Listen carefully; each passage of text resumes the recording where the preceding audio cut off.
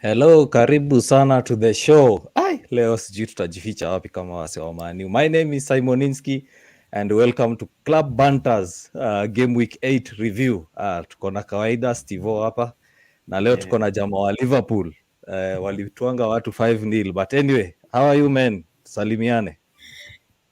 Sawa. Non-football wise tuko sawa, lakini yeah, we move. Mi naitwa Buchi. Liverpool kama kawaida. Weekend imekuwa fiti tena sana.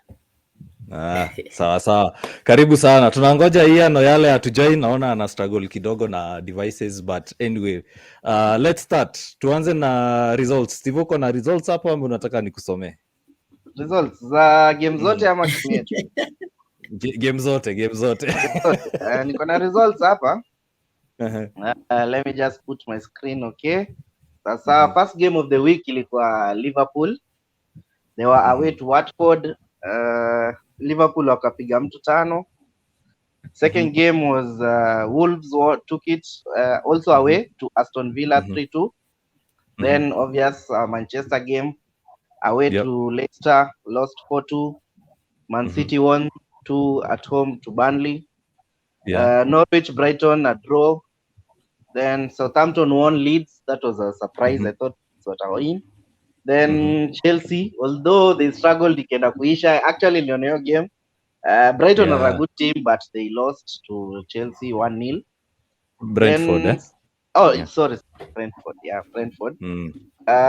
Sunday games. Was it Sunday? Yeah, yesterday games. I think there were 2 games. Everton and West Ham. West Ham took it away. They were away. Walishinda Everton 1-0. Final game on Sunday was Spurs Newcastle. Spurs won it 3-2. And yeah, I think we have a game today. Arsenal. It's an Arsenal. They're playing against Crystal Palace. Crystal Palace. Hopefully I wish to get banter after your game. Because najua to Arsenal wataleta banter na we don't know how games out itaenda. Speaking of watu Arsenal, Ian ako hapa, Ian Oyale. Karibu jamaa. Najua leo hautatusamehea. Poleni bwana, poleni kwa msiba ya weekend. Hiyo ni pole ya ukweli ama ni pole tu ya Shapoa. Sawa. Anyway, tulikuwa tunasomewa results za weekend. Tuanze tu kuanalyze game. Lakini nilikuwa nishawa prepare psychologically. Sijui kama ulikuwa umetuambia tuta lose 2-1. But anyway, Steve ametoka kidogo but I think he'll come back. Tuanze na Buchi, game yenyu mlipiga watu 5-0. Nilikuwa nataka kuongelea hii game kwanza. Steve akiwa amerudi. Na amerudi. Unajua on Friday Steve alisema ati Watford walituharibia unbeaten run yetu. Na venye hatuna maplayers wengine wetu watatunyorosha mbaya.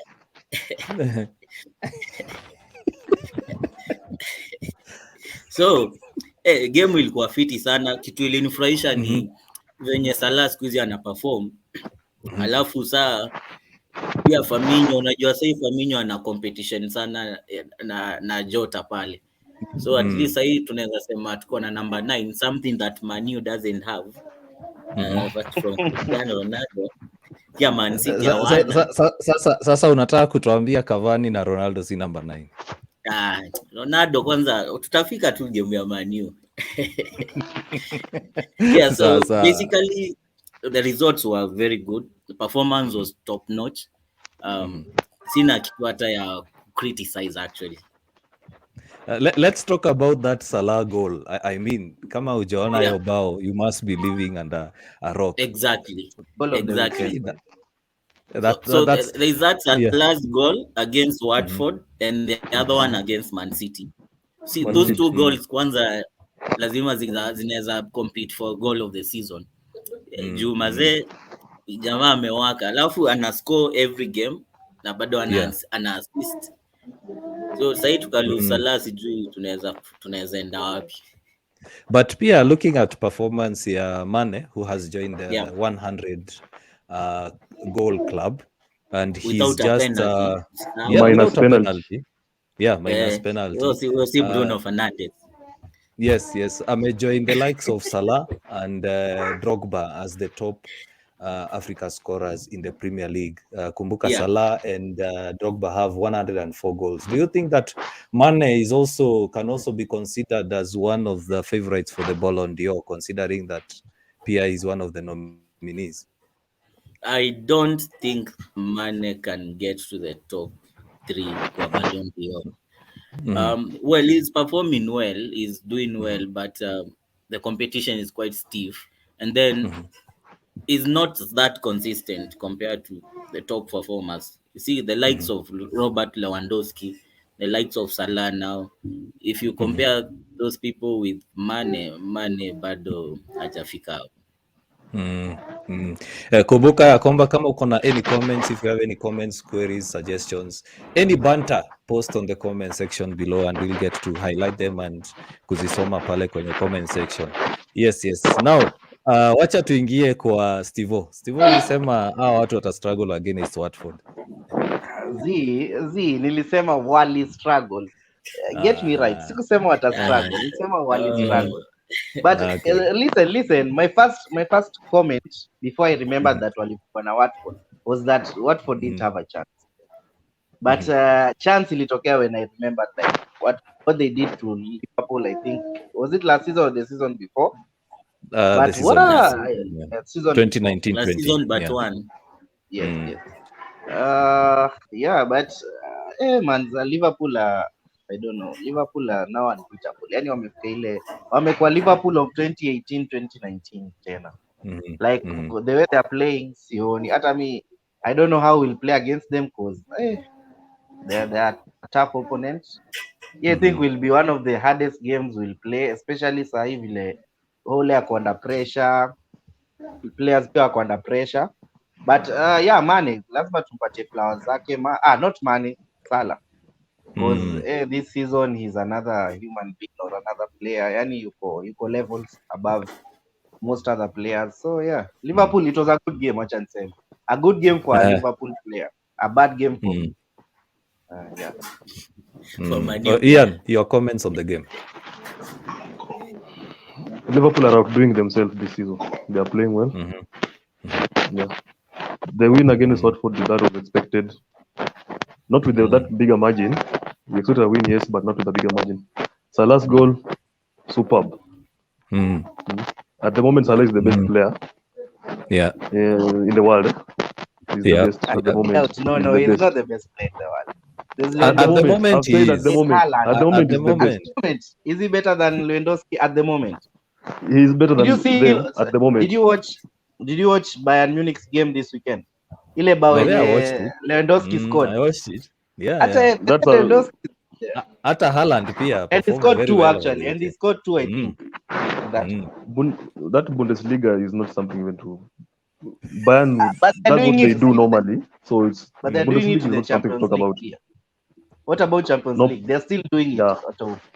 They're doing it in Champions League. But now my comment is at the moment Salah is the best player. At the moment. You have to give accolades where it's due. He's outstanding. I also agree. It's an argument. I also agree, but overall in terms of if you look at a longer period of time, akina Lewandowski, Haaland, Jorginho as well wameperform vizuri sana. But anyway, wacha sasa tuingie the next game. Baadaye Leicester na Man U walicheza at 5 o'clock in the King Power Stadium. Greenwood scored a fantastic goal to open the scoring for Man U, but Maguire mwenye alicheza, and we suspected that he will not play because he was injured or he is injured, we're not yet sure, gave away the first equalizer to what's his name? I'm forgetting the player's name. Iheanacho. Alafu kutoka hapo, Iheanacho won the ball and then Tielemans scored another fantastic goal. Wacha tuanze na Steve, fan of Man U. What do you think about that performance? Only one comment. Only out. Ole out.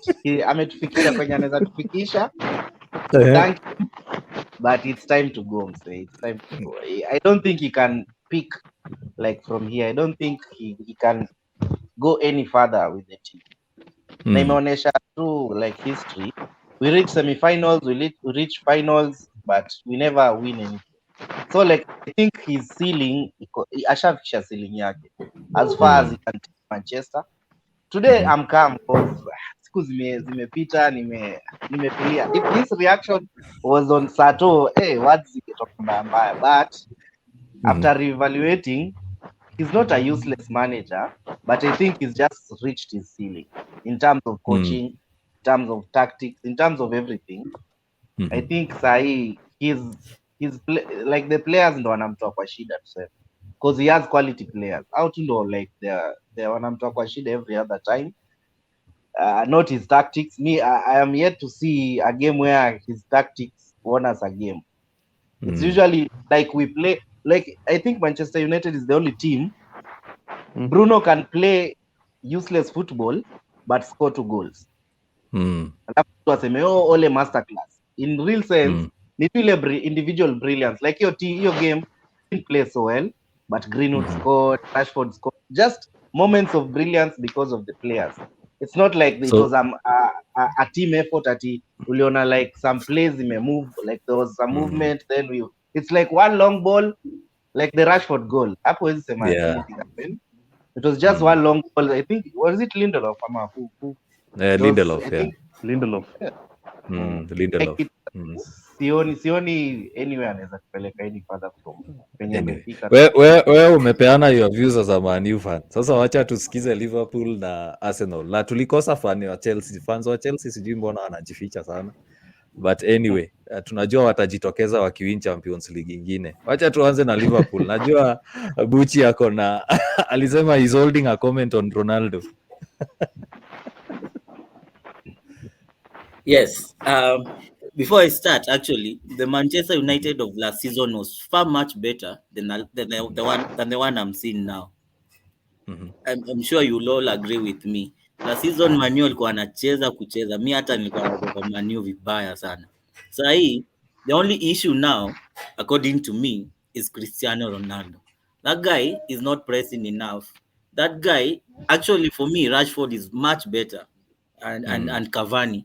Ukiweka Cavani hapo umeweka Cristiano, I prefer Cavani compared to Cristiano.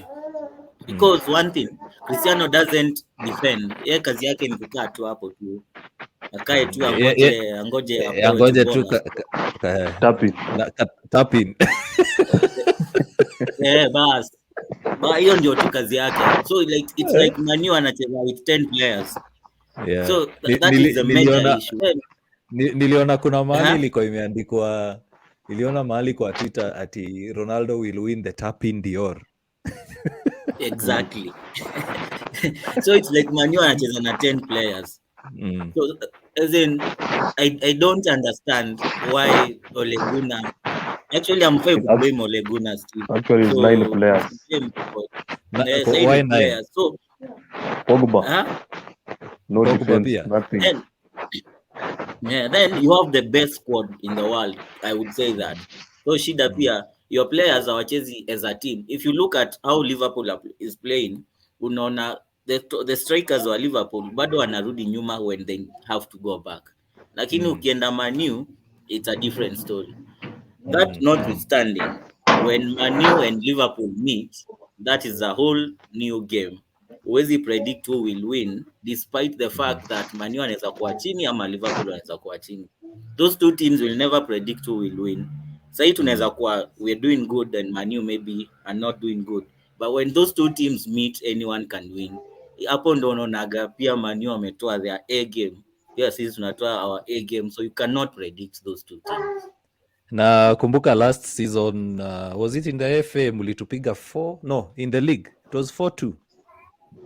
In the league. 4-2 last season. Lakini unajua pia mnajua nani wafukuzia managers, mnajuanga. It is that time of the year. Okay, I'm asking people at home wala wako nyumbani, are you Ole in or Ole out? Unataka Liverpool wapige Man U ndio Ole achuje kazi, or do you want Liverpool to lose, Man U to win, na Ole a keep job. Wacha tusikie Ian venye atasema no Arsenal. Are? Wacha tusikie your comments on Man U's performance over the weekend. Ole in. Ole must stay. Ole We must need stay. Ole must stay until they play Arsenal. Then his future can be decided then. Nyinyi ndio muamue kama atakuwa job ama atachujwa. I keep cool, asishe mali atulie kwanza. I stay put. So far he's doing a very good job with that team. He's helping the opponents. So far he's helping us opponents. So he needs to stay. On a side note, Niliona somebody tweeted that Ole has he's managed to make Cristiano stop scoring.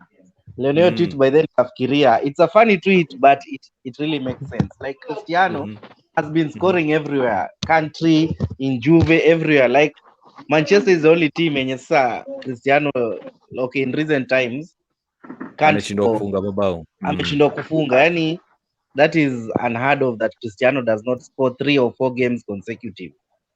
Nani anasema hapa Masera anasema Ole on the wheel, Ole in kabisa.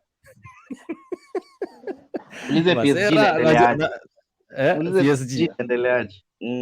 Alidizon Arsenal. Actually alidizon Arsenal. So hata hafai kuongea anything. Hafai kubanta mtu wote. Masera nakuona. Ole must stay. Ole in kabisa. But my views on that, na najua Ian tumekatiza kidogo, but my view on that before Ian endelea is that hatuna identity as Man U. We don't have ile identity tunaweza sema ati Man U are playing this game. Unaona? Because ukiangalia like Arsenal they are trying to play pressing, high pressing na build up from midfield. Ukiangalia Liverpool unasikia hata mtoi ana banter Man U, but anyway nasema Liverpool you can see it's high press, gegen press, na unaona wanajaribu ku counter, wanajaribu ku deny space in midfield. They have a way they play. You know, when you're playing Liverpool there's a certain way. You look at City, they also don't allow you to play with the ball, wanasumbua. But ukiangalia Man U, what tactic do they have? What tactic other than kusema ni counter attack? There is nothing more. Ukiangalia venye watu wengi wanasema, not only Steve, they are also top journalists, other coaches, they are saying ni individual brilliance ndo ina keep Ole kwa hiyo job. Unaona? Yep. Because other than those goals by, hata ukiangalia hizo bao za Rashford, uangalie bao ya Rashford na Greenwood, the individual brilliance.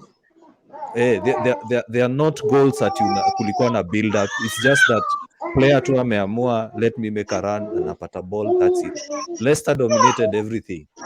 Personally, mimi nili give up na Ole kwa ile Europa League final na Villarreal, because you are 1-1 and you are making a substitution in the 93rd minute, wewe mwingine 97th minute. Ali behave like we are a small club. Ukiangalia hata hiyo Villarreal the Champions League game, ni bahati tu tuliwin hiyo game, let's be honest. Ni ile tu kimungu tu Cristiano tu akafunga hiyo bao, otherwise if De Gea and the post were not there, nilikuwa De Gea ama ilikuwa nani, Henderson.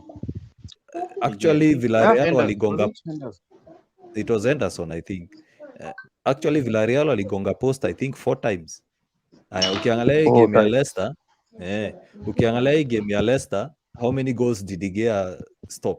We were supposed to be 6-2 down. But anyway, Ian, endelea tulikukatiza. Now the Manchester game during the weekend versus Leicester. I think Man U, like I said the other time last Friday, their defensive style is not okay, it's so poor. Maguire should not have played that game actually. He was the mislink in that particular game, defensive wise. But even the whole team, the equalizer and the third goal, the third goal, the equalizer, the third goal, and the fourth goal. In fact, and the fourth, I I wish I could. He gave play away that like video three of them. goal. Yes. He gave away 3. So all he has to work on is, okay, he has no tactics, but he has to find one, because he has a very brilliant squad. That Manchester United has the best team at the, in Premier League. They have the best team in Premier League. A front line with Ronaldo, Cavani, very good players. Actually, the best strikers. So they need to be performing, but they're not doing that because they don't have that style of play. Well, when you see when Leicester was doing the attack, you will see them build towards that attack. Like you are seeing the goal is coming. This goal is coming. The next goal is gonna come from Leicester. It was showing, unlike Manchester United game, because even the 2 goals they scored, it was just from nowhere. Long ball, the first goal, a very long ball to Greenwood. Then he did his thing. No, he did his thing. Same thing to Rashford. So they need to work on their build up game. The midfield is not showing up in defensive wise, in helping the team defend. The midfield. Same with the striker. So they're in the field, but with 3 units. There's the defense, there's the midfield, then there's forward. It's not working simultaneous. You see that the machine is not flowing. You know, when you have a machine, work has to flow. But when you see Manchester United play, it's not flowing because the ball from the defense to midfield, then from midfield to attack, it's not liquid. So there's no fluidity. There is no transition. They're not playing as a team. There's no transition. It's not a team. Everyone is on his own. They come from the locker on his own. Let us just go and do something, then have the results. It won't work. They are playing Liverpool next. What? Liverpool is a very good team. When you see Liverpool play, you enjoy watching them play because you know these goals are going to come eventually because they are building up towards that goal. So Manchester are going to play them. And you know, Man U are not closing up those gaps, and Liverpool usually love exploiting spaces with the long balls from Trent, long balls from Robertson, Van Dijk himself. So I hope Man U work on their spaces, how they close the spaces, because Liverpool is going to exploit and the scenes will be catastrophic. Forget the scenes of Leicester. Yeah, it's going to be worse. You know, this weekend. We are focusing a lot on Liverpool, but you are forgetting about Atalanta in 2 days' time on Wednesday. And tumekuwa hapa nyumbani, we are just looking at Atalanta's gameplay. And those guys are scary. Ukiangalia the way Atalanta are playing, Man U will be skinned alive. Because I've not watched them play this season. I've not watched them play this season, so I'll not comment about that game. I've not watched Atalanta's game. Yeah, niko na nani hapa kwa comments zangu anasema nyingi wa Githenji anasema ole 5 tena. 5 tena. Hiyo ngoma ya nani na imbango aje? Ben Gidai. Ben Gidai.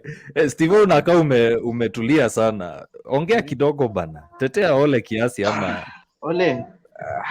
Sasa nitamtetea vipi? Okay, maybe I can fault other players. Wacha niseme it's not all Ole's fault.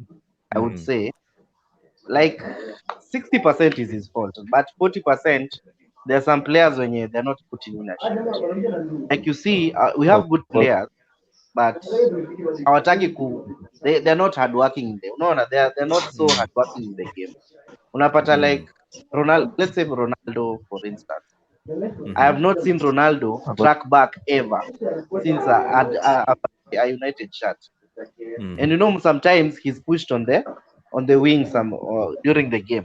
So if he's pushed on the wing and maybe Shaw is behind him, if he never tracks back and maybe Shaw has amepanda, unaona, Shaw maybe as a fullback amepanda, it only takes one ball, because I've seen even this season 2 or 3 goals we've been scored on that winger Luke Shaw. Like Cristiano shifts on the left, Luke Shaw goes up with the ball, loses the ball or something happens, ball inapigwa, unapata like hiyo winger Luke Shaw is dead.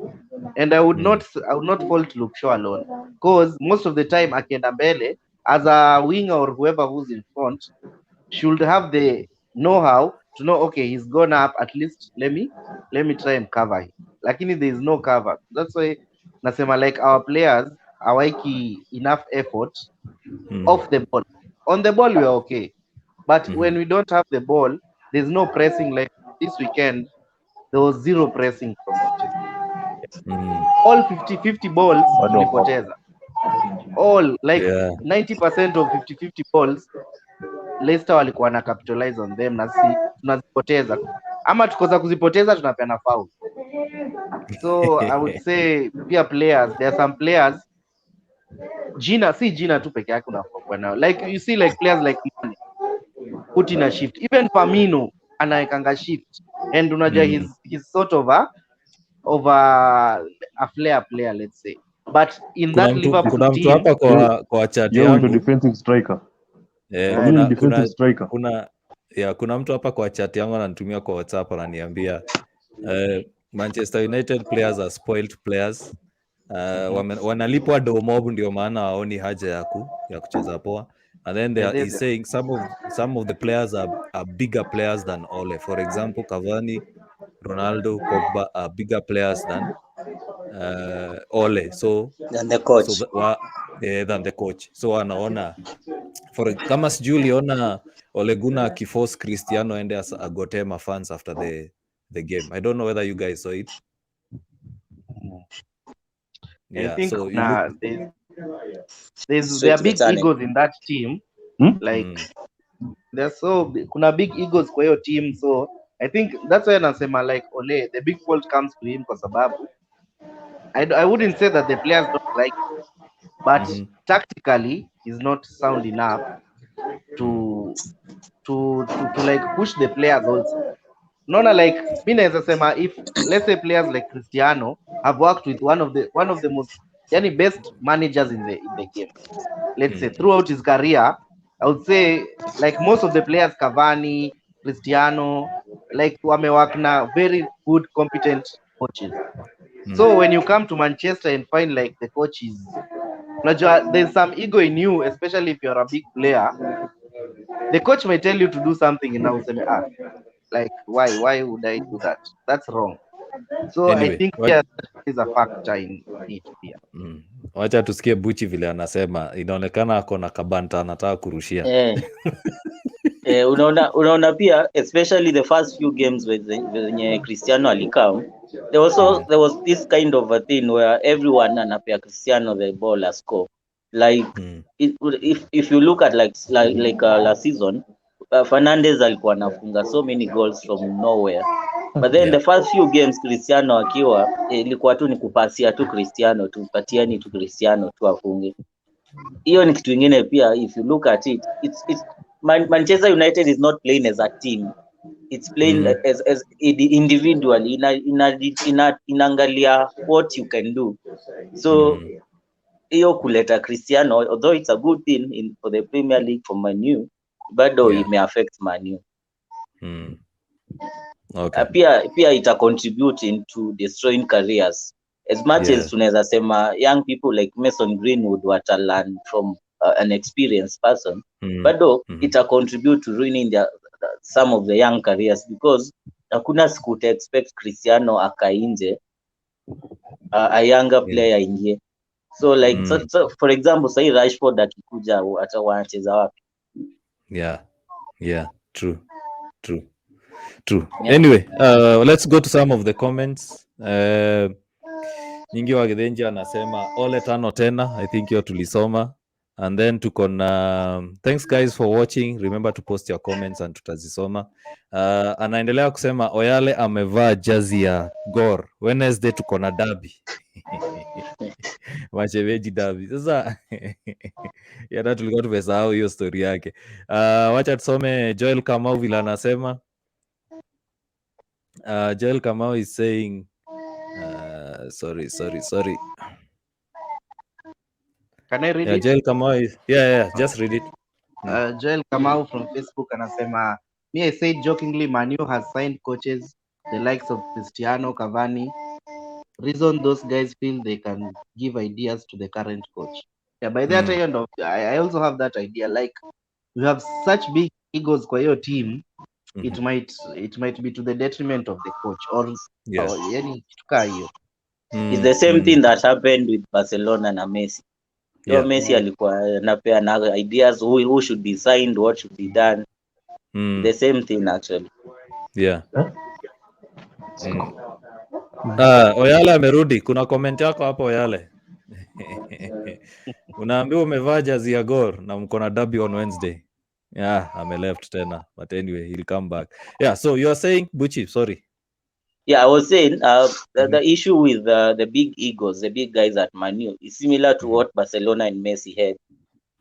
Messi was at some point controlling, actually dictating Barcelona on who they should sign and such issues. You see, say Messi has gone and Barcelona sijui wanaelekea wapi.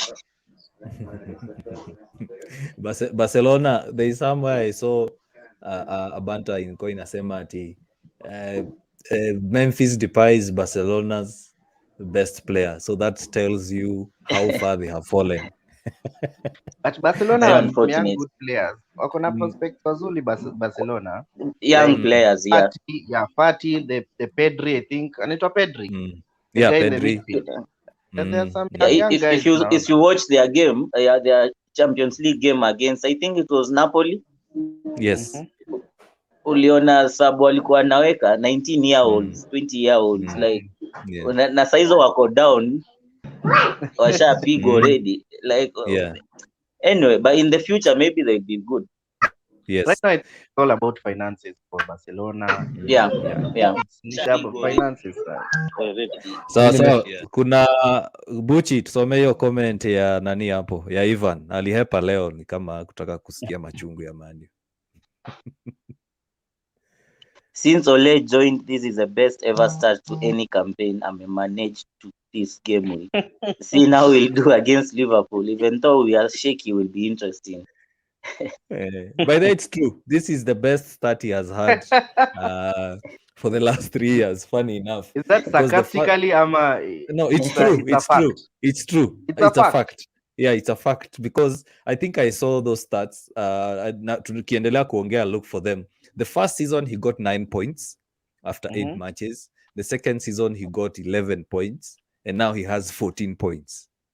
Wow, I didn't know. I thought it was okay. Like... Pia, keep this in mind. Keep this in mind. It's the season that he has the best players. So yes.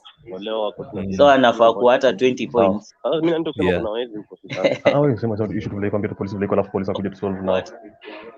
Polisi wanataka kusolve kesi ya Man U nini?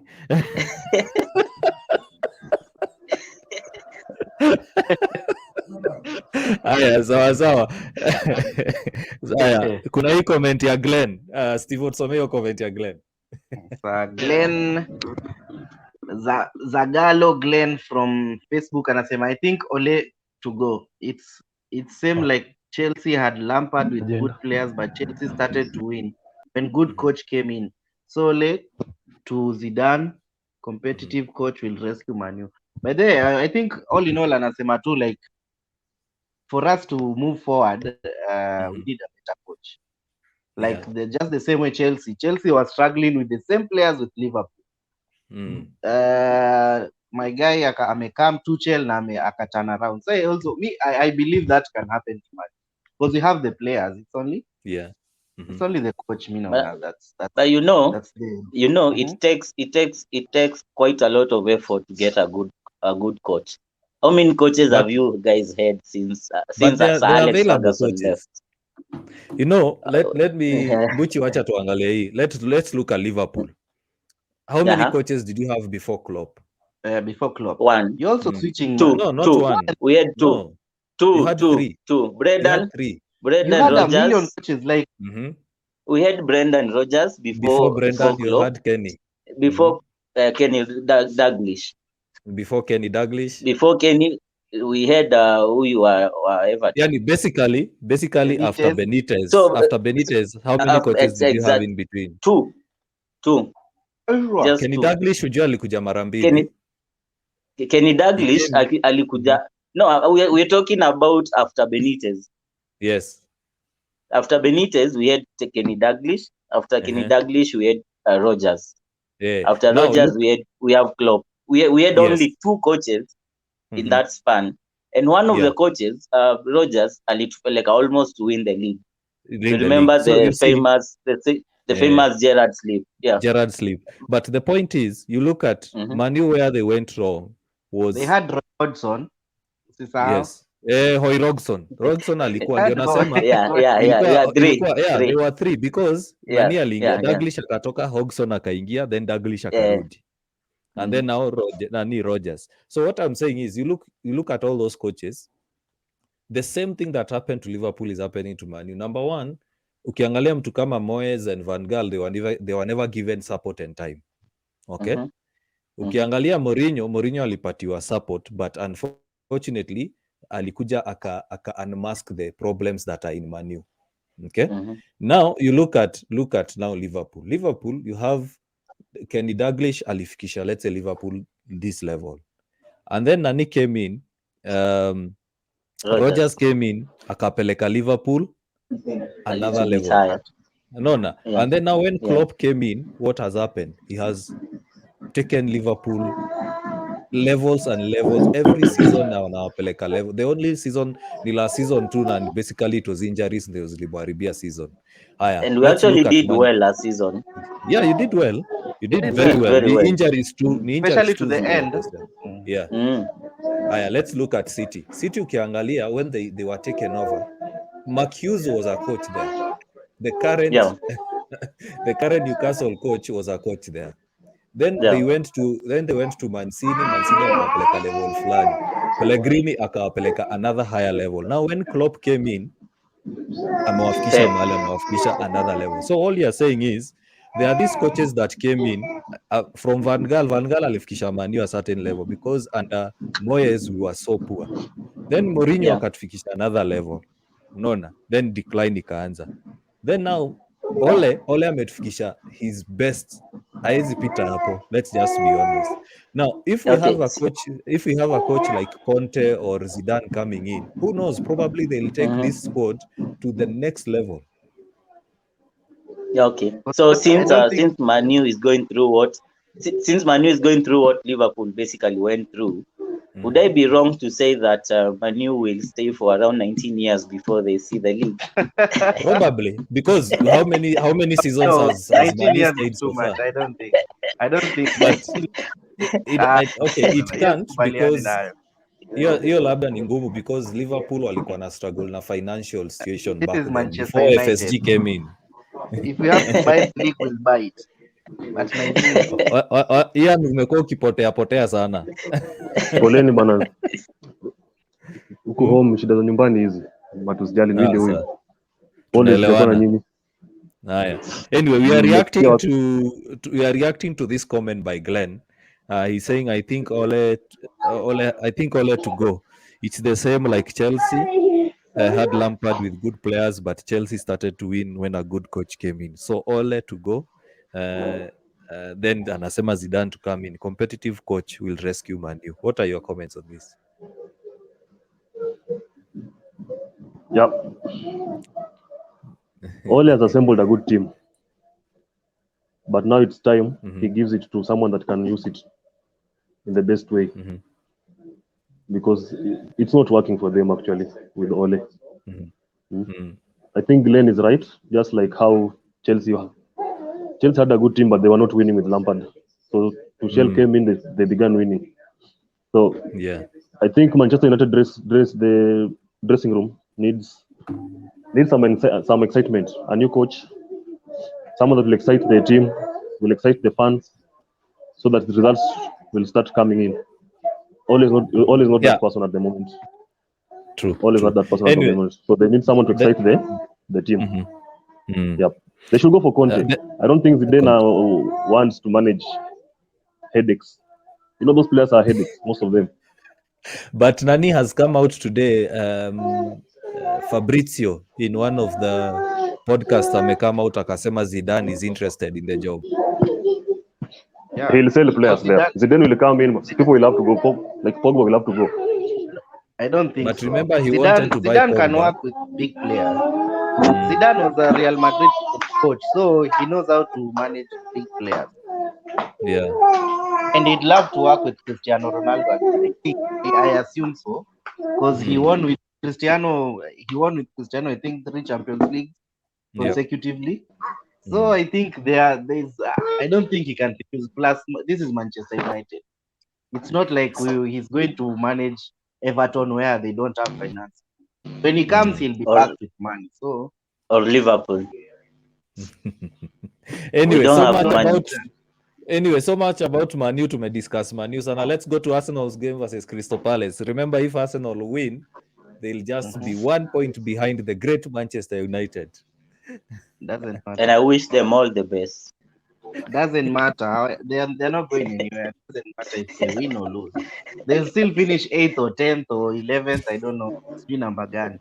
So they are world-class bottlers. Wacha tusidanganyane na tusichane. Arsenal are not doing anything this season, regardless of whether they only have one game per week ya league. They still finish 8th. Abraham, they are number 6 right now. Yeah, they are world-class bottlers. It's known that Arsenal fans wanateseka kwanzia Wenger aende, but they behave like orphans, yani hawajaipata baba. So I don't think they'll do anything much this season, regardless of whether they have few games or they have more. Coach hayuko, players hawana, pesa hakuna, like they don't have anything substantial to say that we'll go because of 1, 2, 3. I don't think so. So the best outcome they can get is a number 6 to me. That's a perfect season for Arsenal. If it's perfect, they'll get 6. Ian.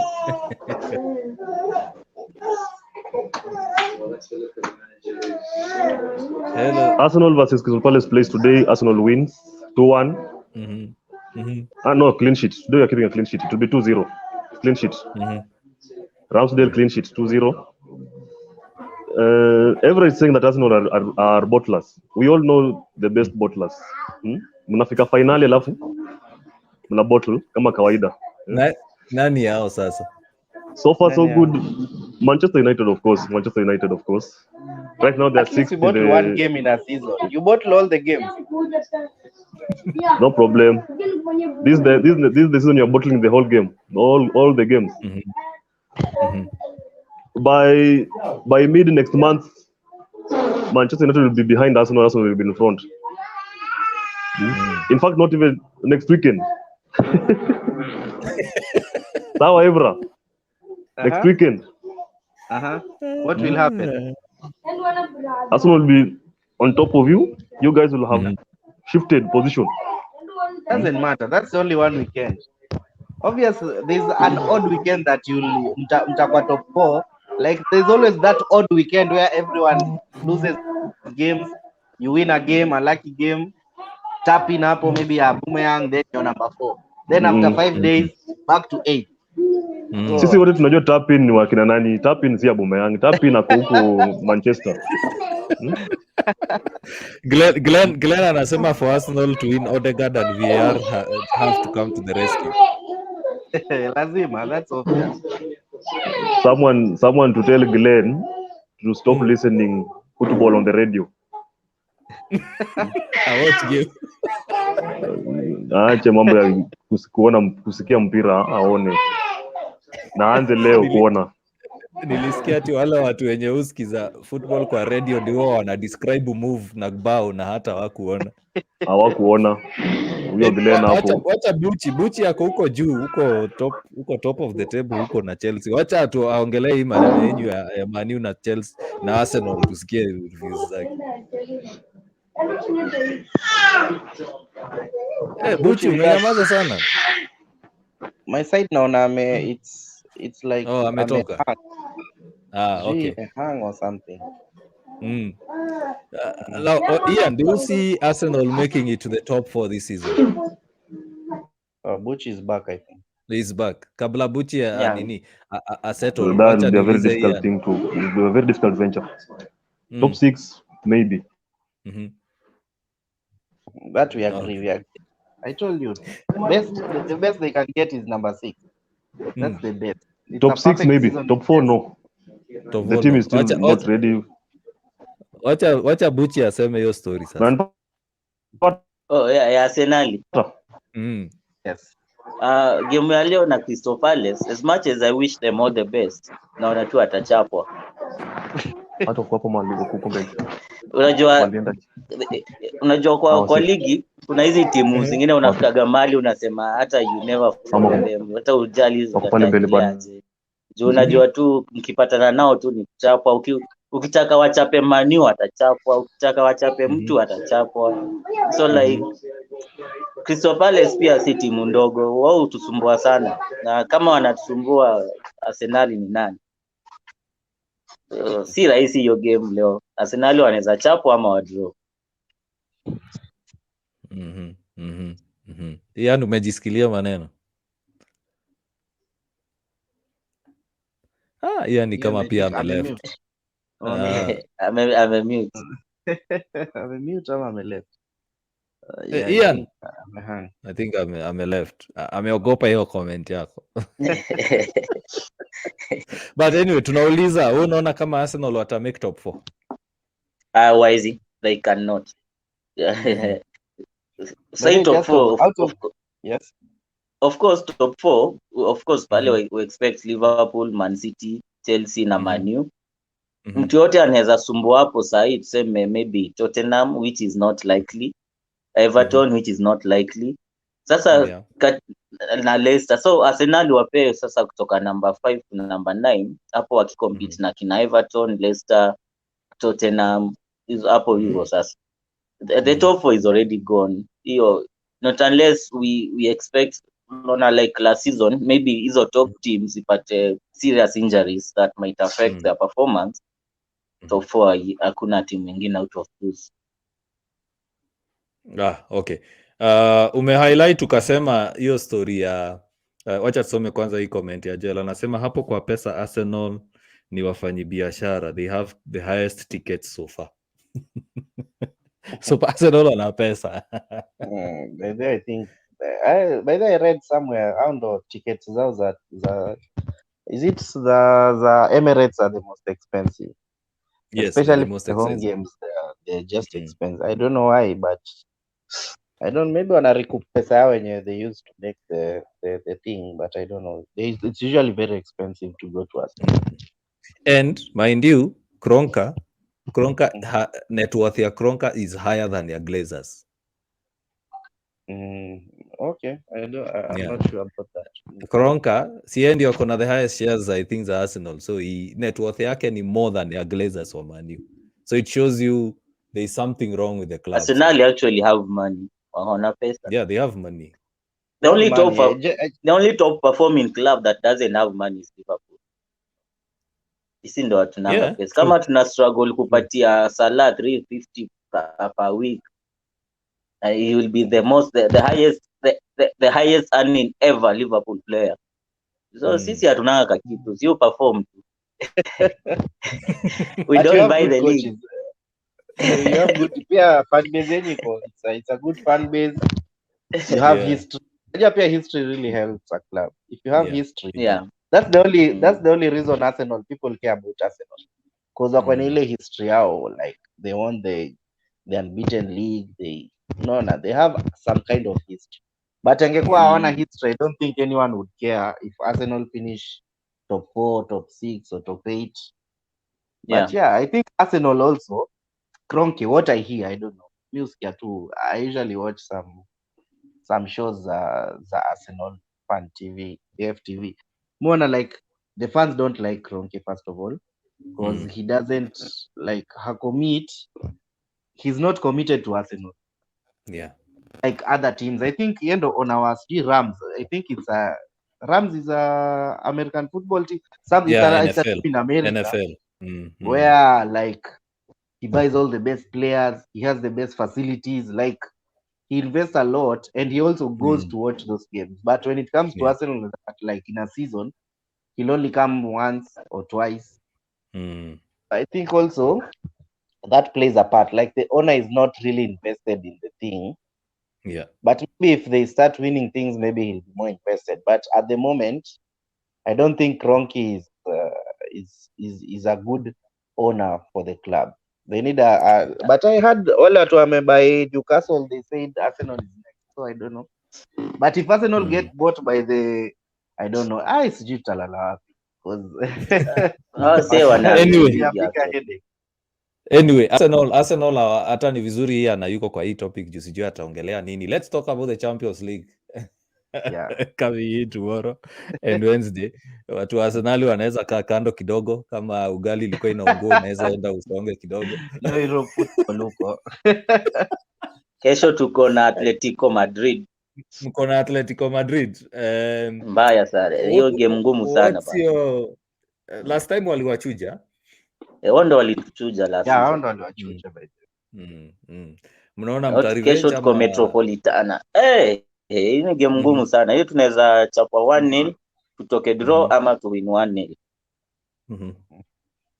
Unajua shida Atletico ni hiyo, it's not a high scoring game. Shida Atletico ni the way they play football. The most boring football I've ever watched. They will either watajiangusha everywhere, watakuintimidate, watapack bus like so. Klub ashazoea, so tutaona tu kesho. It's either tuchapwe 1-0 ama tu draw ama tuachape 1-0. And Atletico and then sorry, and then you see, good thing with us, hata tukilose game ya kesho, the other teams in the group wako na 1 point each. Atletico wako na 4 points and we have 6 points. So the chances of us not qualifying for the next round are very minimal. Si kama timu zingine kama Manu nasikia group. Manu, ndio nilikuwa nasema, speaking about qualification, Manu akipigwa kesho, do you think they can qualify for the next round ama wataforce CR7 acheze Europa? Right now, imagine, just imagine. Imagine Cristiano acheza Europa. Imagine ukitoka, me, I will not watch a Europa League game. Honestly, that is where you belong. Please, I will not watch a Europa League game. Nishakwambia hata usiniulize how it goes or how it I don't care. So wewe kwa preview na review utakuwa tunaongelea ligi peke yake. Hiyo mtanisamee. Nimechoka na Europa honestly. Like all seasons we always go to Europa. Exactly. That's what I'm saying. That's what I'm saying. That's where you belong, bana. We fight in the league and we still go to Europe. Unaona, it makes sense. Hata afadhali Arsenal sasa. We fight, tumefightia top 4, then we are talking group. Doesn't even make sense. Me by the I will not. Honestly, mtansamee fans ama masupporter wetu, but I will not watch a Manchester United game playing Europa. Wacha ikae. Wacha hiyo siku nitakuwa naona Maria kama siku hizi kuna Zora. But unajua inasemekana Ole anavunja all the wrong records, eh? So imagine CR7 playing in the Europa League. I can't even imagine. Doing the suu in a country in Kazakhstan. Hata maanza yani like zizi. I don't think even game ya place kama hiyo.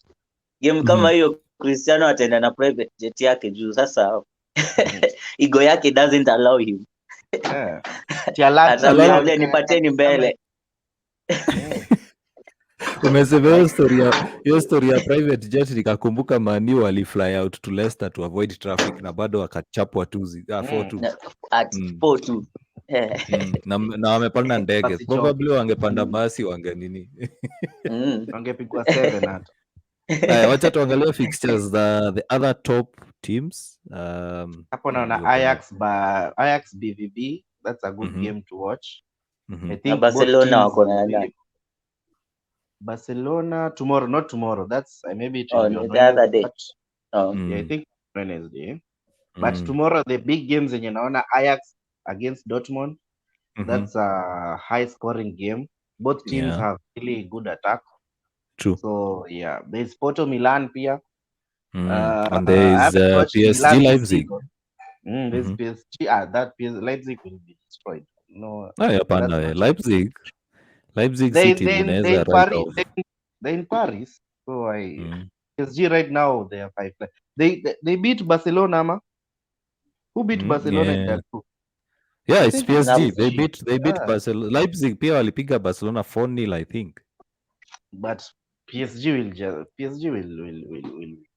That one I'll Barcelona hii season wamepigwa na Napoli na is it Juventus PSG nani let's see matches in the group stage. Man City goes against Club Brugge. Besiktas, Man City will carry that one. Man City obvious. Then Besiktas, Sporting PC. I don't even care about that game. Then the last game ni Sheriff Inter Milan. But then do you know Sheriff is in a good place in that group of theirs. Yes. Uliona venye walisumbua Real sana. Real Madrid. Real Madrid. But then Sheriff are leading that. Funny enough, near which country? Near which country Sheriff? Acha tuangalie. I think ni Turkey. Walichapa Real. Walichapa Real now which other team did they beat? Is it no Shakhtar Donetsk? Yeah. So that's a surprise package, but I don't know. I haven't watched the game. Don't enjoy. Yeah, Sheriff ni Moldova. Sheriff ni Moldova. Moldova is a country. It's actually their first time playing in the Champions League. Wow. Okay. Country Moldova. Wamecheza tu qualifiers peke yake. Hawajaipita qualifiers.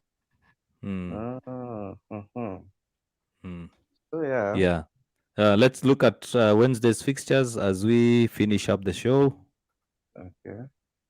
Wednesday's fixtures now, and a good game there maybe to watch. I think it's Man U Atalanta.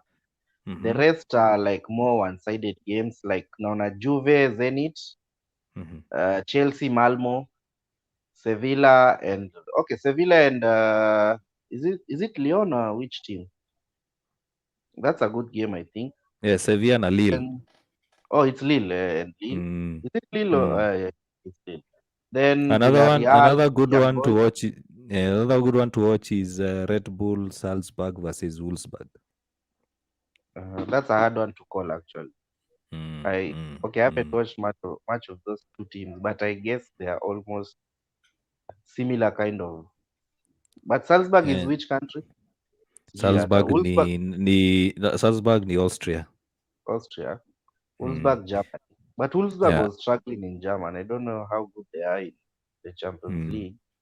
Yeah. They are third in the group. Hizo ni zile timu kama Man U tu ni za Europa, lakini wanajaribu Champions League. And then Leicester wanacheza kesho pia in the Europa League, Leicester and Spartak Moscow, so that's also another game to watch. It will be played at 5:30 p.m. Kenyan time. So anyway, gentlemen, your final words as we end the show. I support Liverpool and any team playing against Manchester United. I'll be very happy every time Manchester United is beaten. I don't care who beats Manchester United, even if it's Manchester City. As long as Manchester United is beaten, I'm very happy. So I support two clubs, Liverpool and any other team playing against Manchester United. Now you see hatred. Your prediction versus Atalanta. I'm sure you'll pop in the Friday show to ambia predictions za Liverpool. Yeah. Hiyo game ya Champions League na Man U will win. Lakini maybe 2-1 or 2-0. Man U will win. So. Okay.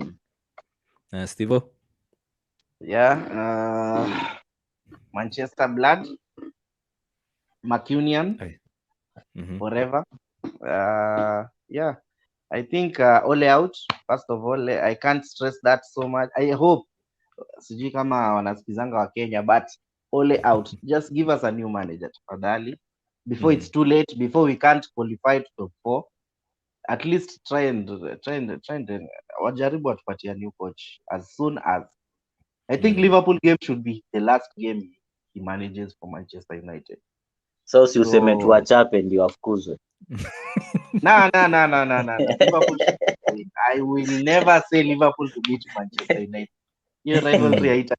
So hiyo tutaongelea Friday. Just Friday, Friday. My day, that's a Friday show. What else? Thanks so much for the guys when you're to engage through T live. We hope that you'll continue to support us.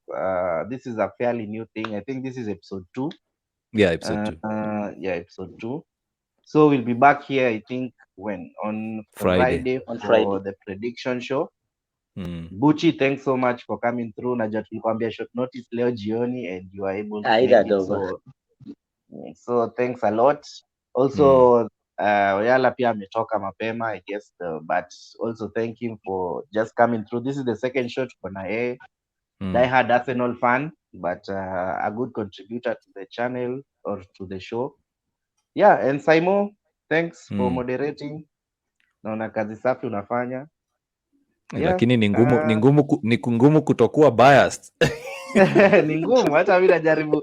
I'm trying my best to not to be biased, to be as fair as possible, lakini biasness inanileta tu. But yeah, it's iko poa. So kindly guys, we usually post this show immediately on our Facebook page. Tutaacha links leo in the comment section or somewhere where you can just follow and to subscribe at least to grow, as because naona page yetu ya Facebook is, if all those 3,000 people who are followers of this page can just hop in, even a third of them, even a third of those guys wanaweza hop in our YouTube page, just support us, tujaribu to grow, tuongele ball, tujibambe. Yeah, and thanks. That's all I can say. Yeah. I've been your host, Saimo, and remember, this show is not locked to us gentlemen as well. We want ladies to come through. This is a show for the fans and by the fans. Ukijisikia unataka kucontribute kwa show, don't worry, just send us a DM either to my profile at Simoninsky or to at Trickster the Real.